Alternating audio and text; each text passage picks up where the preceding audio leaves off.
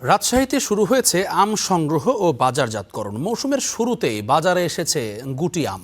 এ নিয়ে জানতে আমাদের সহকর্মী জিয়াউল গনি সেলিম তার সঙ্গে যুক্ত হবে। তিনি রাজশাহীর কোনো একটি বাজারেই আছেন, নাকি আম বাগানে দেখতে পাচ্ছি। সেলিম, আপনাকে শুভ সকাল। চমৎকার একটা সকাল আপনি আম বাগানে কাটাচ্ছেন। প্রথমেই জানিয়ে রাখি যে লাইভ দেয়া এক বিষয়, তবে সহকর্মীদের জন্য কিন্তু আম পাঠাতে হবে ঢাকায়। আমরা এই সুস্বাদু আমগুলো খেতে চাই। যাই হোক, তো আমের সরবরাহের কী অবস্থা, এবছরে কেমন ধারণা করা হচ্ছে, কত কোটি টাকার বাণিজ্য এবারে হতে পারে, লক্ষ্যমাত্রা কত ধরেছে কৃষি বিভাগ? আপনাকেও শুভ সকাল। এবং রাজশাহীর সকালটা এখন কিন্তু অন্যরকম, কারণ মধুমাস আসলেই সারা দেশের মানুষ কিন্তু রাজশাহীর এই মিষ্টি আমের দিকে তাকিয়ে থাকে। আপনি যেমনটা বলছিলেন, আসলে সবার চোখ থাকে এই রাজশাহীর মিষ্টি আমের দিকে। সেই প্রস্তুতি পর্ব এখন কিন্তু চলছে। আপনি একটু আগে বলছেন যে গত 15 মে থেকে গুটি জাতের আম বাজারে এসেছে, তবে এখনও সেই গুটি আমের চাহিদা আসলে খুব বেশি থাকে না। মূলত রাজশাহীতে যেসব বিভিন্ন জাতের আম রয়েছে, যেমন গোপালভোগ, ক্ষীরসাপাত থেকে শুরু করে রানী পছন্দ বা অন্যান্য যে আম রয়েছে, সেগুলো মানুষের চাহিদার একদম তুঙ্গে থাকে। তবে সেই আম এখনও বাজারে আসেনি।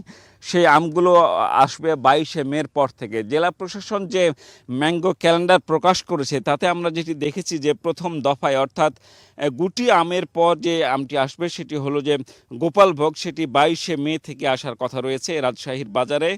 এরপরে আসবে রানী পছন্দ, লক্ষণভোগ 25 মে থেকে। 30 মে থেকে হিমসাগর বা ক্ষীরসাপাত নামে যে আমটি পরিচিত, সে আমটি বহুলভাবে মানুষের কাছে বেশ জনপ্রিয় পাই। এছাড়া 10 জুন থেকে ল্যাংড়াকে আমের রাজা বলা হয়। ল্যাংড়ার স্বাদ যেমন অন্যরকম।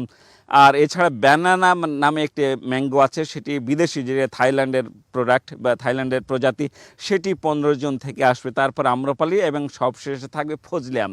তো রাজশাহীর যে মার্কেট, এটি আসলে সারা বাজার ঘিরে, সারা দেশ ঘিরে যে সে মার্কেটটা চলে, অর্থাৎ আমের কেনাবেচা, আমের কারবার, আম সংগ্রহ, আম বিপণন থেকে সব কিছু বিপুল সংখ্যক মানুষ জড়িত হয়ে থাকে। কারণ সারা দেশেই আম যায়, রাজশাহীর আম তো অন্যরকম আসলে চাহিদা। শুধু রাজশাহীর আম দেশে না, বরং বিদেশেও যায়। এর আগেও বিভিন্ন সময়ে গত বছরগুলোতে বিদেশে রপ্তানি হয়েছে, বিশেষ করে ইউরোপের বিভিন্ন দেশে আম গেছে। এবার রাজশাহী কৃষি সম্প্রসারণ অধিদপ্তর যেটি জানিয়েছে যে রাজশাহী জেলায় এবার আম বাগান রয়েছে 19,062 জমিতে।